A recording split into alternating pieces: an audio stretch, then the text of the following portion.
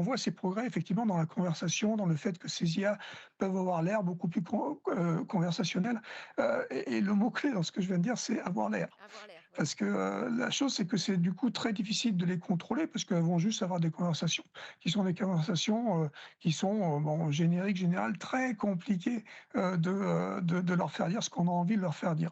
Donc c'est pour ça que ça peut être compliqué, mais c'est intéressant de voir qu'il y a effectivement des techniques de dialogue qui sont de plus en plus intéressantes.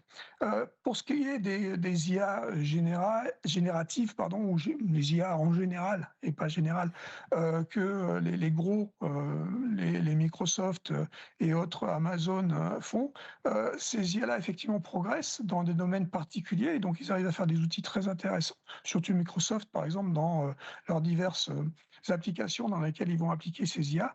C'est intéressant, mais c'est spécialisé et c'est le cours normal, de la progression de ces outils.